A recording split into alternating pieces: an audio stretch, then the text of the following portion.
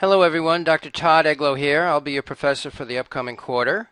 I'd like to give you a brief overview of the course resource area that will begin being used in the winter 2012 quarter and looking forward.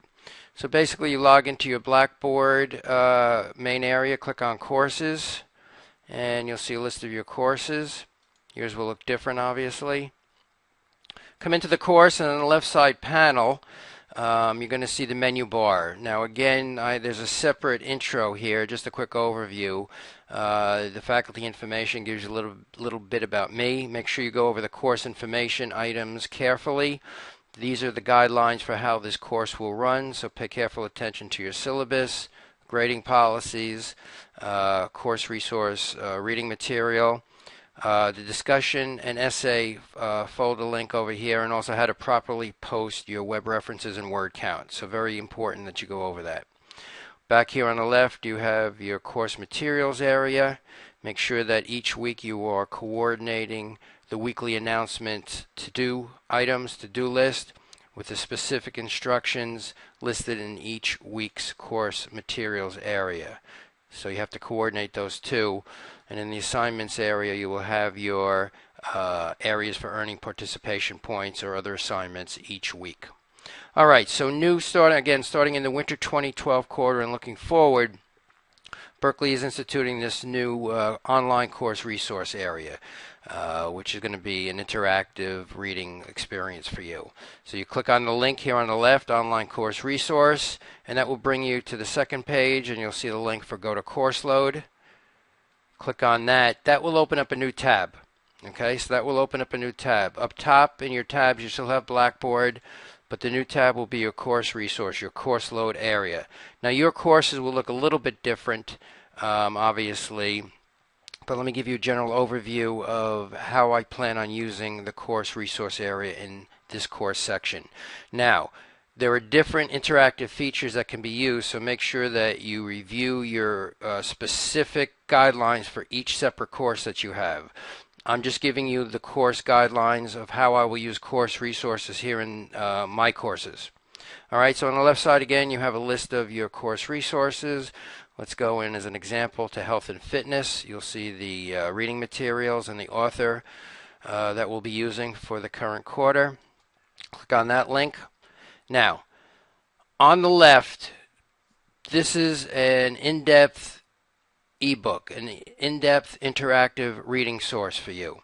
So you have different landmarks up here, different tabs, chapters, bookmarks, and notes. The way I will be using this is as follows. Let's scoot down here to the bottom. If you look at the bottom here, Course Load has something called a scrubber.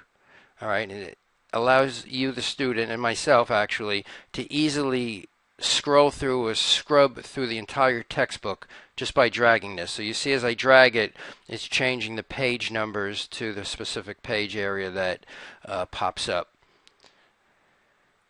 Within the textbook now, what I've done, I have moved the course summary notes. If you've ever had my class before, each week there'll be a reading assignment. Okay, so the reading assignments used to be, the summary notes rather for the reading assignments I would keep here in Blackboard. I am now moving them into the course resource area. Okay, so when you click on the course material and go into a specific week's course materials lesson, you would click on lectures, and I will guide you to where my summary notes are. You then click on the reading summary link, and you will see, now you're not going to see all of this. Let me go into student mode here for a second. Okay, so this is how your Blackboard will appear to you. So my summary notes, I will lead you specifically to where you need to go in course load. Okay, what you will see once you are in course load is the scrubber area at the bottom here. And what I've done at the end of each covered chapter, and again you could go to the course syllabus area in the course information room in Blackboard to see the specific chapters being covered this quarter. But you will see at the end of each chapter I will put in a green note.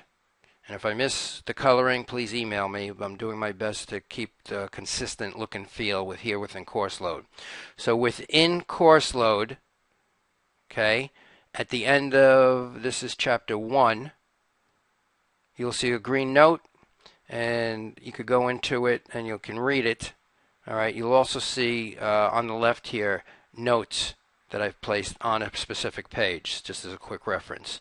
And what you'll see here is my note. Please access your Chapter 1 summary notes. Additional notes can be found back in Blackboard. All right, so you do need to go back into Blackboard and coordinate the two, but you will need to come here into Course Resources every week and do your reading material. And then when you click on the link for my summary notes, you will see that a link will come up with an Adobe Acrobat file listing my summary notes. Okay? So each week you're going to coordinate Blackboard with course load to get to my course summary notes per reading assignment. Now what I've also done here, as you can see by the dots, I've also placed information or highlights throughout the chapter. Now, you're responsible for everything. Any chapter that has a reading, any week that has a reading assignment, you are responsible for that specific, all the material in that specific chapter. I have given you with the summary notes highlights of each chapter. I strongly recommend that you go into Course Resources yourself and you begin highlighting your notes with your reading material. Okay, now I've done some of it for you, so you're going to coordinate the notes that I have with my summary notes, but just to be specific, you are responsible for everything in the chapter. Okay, so I want to be clear on that. These are not my notes, and the sticky notes are not the only materials to focus on. You do need to read the chapter readings fully. So that's a basic overview of how I will be using Course Resource. A couple other quick notes on the left here. Excuse me. You will see a link. Now I'm logged in as a teacher, an instructor. Your view will be the student view. There are a couple of differences. One of the main differences here is the stats area. Myself and really any administrator has the ability to come here into the Course Resource area and run a quick statistical analysis to see what students are clicking through and reading. Your view, I believe, says share. So you're allowed to share information with other students. So just be aware that there are subtle differences depending on what introductions to course resources you've already taken other than this one. Just understand that there are some differences, just like there are in the Blackboard view. I would suggest one thing though, and I'm going to mandate this. In my courses, please do not, let me repeat, please do not send me any messages here in Course Resource. As you'll see, there are going to be many different ways to contact me. We need to set one specific manner of contacting me throughout the quarter. So please, you'll see at the beginning of each chapter, I'll have a reminder for you, a quick message reminder. Only use Blackboard's email link to send me questions. Please do not post questions here in the Course Resource area. It's possible that you may post it and I may miss it. I check my Blackboard email on a regular basis.